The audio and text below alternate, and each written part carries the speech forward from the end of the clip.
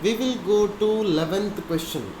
The surface temperature of the star is determined using the surface temperature of star. The surface temperature of star is determined by Wien's displacement law. So according to that, lambda m into t, which is equal to constant. So B is Wien's constant. So option for 11th question is B, using Wien's displacement law. 12th question. Two slabs are of the thickness d1 and d2. The thermal conductivities are k1 and k2 respectively. They are in series. The free ends of the combination of these two slabs are kept at temperatures theta 1 and theta 2. Assume theta 1 is greater than theta 2. The temperature theta of their junction, common junction. So if I consider this is now one particular conductor. So this is a temperature of theta 1. This is a temperature of theta 2.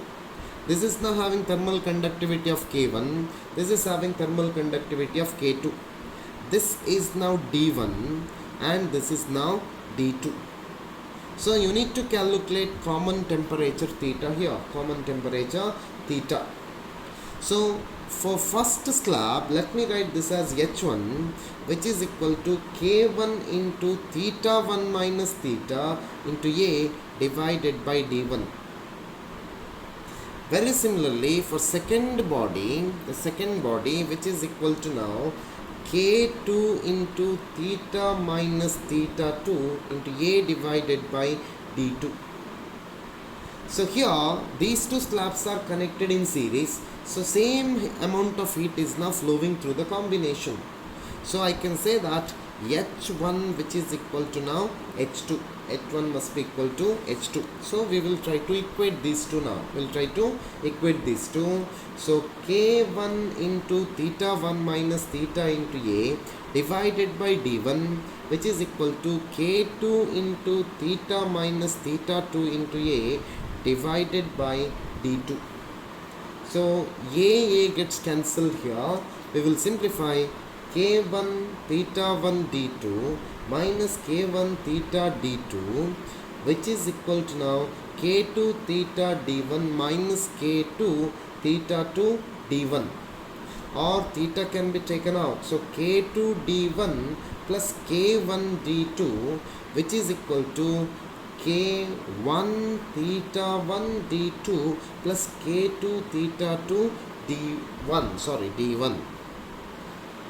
So we will further simplify.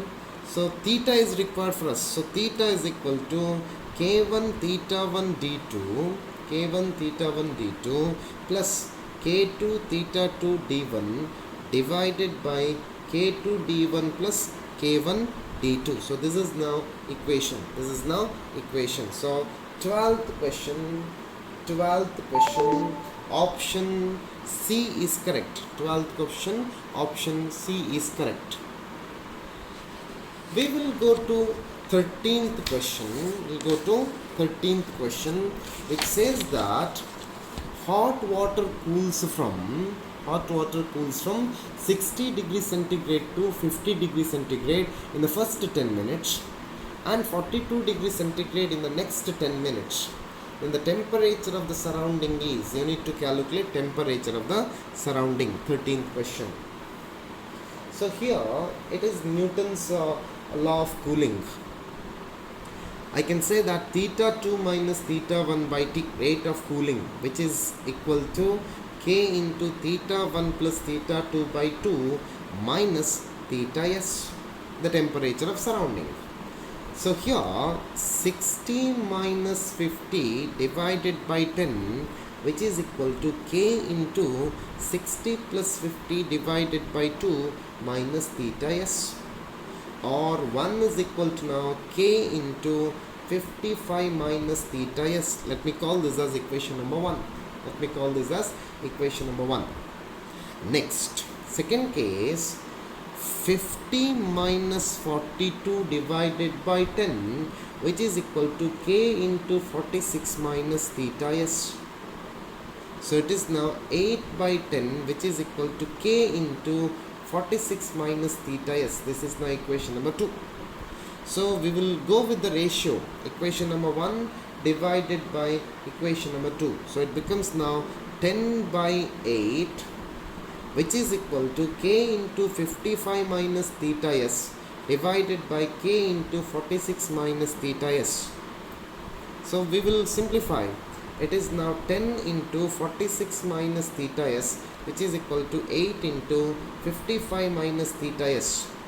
It is 460 minus 10 theta s, which is equal to 440 minus 8 theta s. Theta s becomes equal to 10 degrees centigrade. Theta s becomes now 10 degrees centigrade. So option D is correct for 13th question. Option D is correct for 13th question. We will go to 14th question now. We will go to 14th question. 14th question says that 3 identical rods A, B and C are placed end to end. The temperature difference is maintained between free ends of A and C. The thermal conductivity of B is thrice that of C and half that of A. The effective thermal conductivity of system will be K is thermal conductivity of rod A. So we have one particular rod in this particular way. So this is now A, this is now B and this is now C. Let me consider L be the length of A. Length and A is the area of cross section of each rod. All these are having length is equal to L and A is now area of cross section. So they have given that the thermal conductivity of B, which is now 3 times thermal conductivity of C, and also Kb is equal to half times thermal conductivity of A. So thermal resistance RA becomes equal to now L divided by Ka into A. L divided by Ka into A. And also thermal resistivity of B, RB becomes equal to now L divided by Kb into A. L divided by Kb into A. And RC becomes equal to now L divided by Kc into A. So this is nothing but 3 resistors. This is equivalent to 3 resistors which are connected in series in this particular way. So total RS becomes equal to now RA plus RB plus RC. So here, if K effective is effective thermal conductivity, if K effective is effective thermal conductivity, then 3L divided by K effective into A, which is equal to now 1 by Ka plus 1 by Ka divided by 2 plus 1 by Kb by 3, or it becomes now 3L divided by K effective into A, which is equal to 1 by Ka plus 1 by Ka by 2 plus 1 by Ka by 6. So this becomes now 3 divided by K effective, which is equal to 1 by Ka into 1 plus 2 plus 6. 1 plus 2 plus 6. We will simplify further.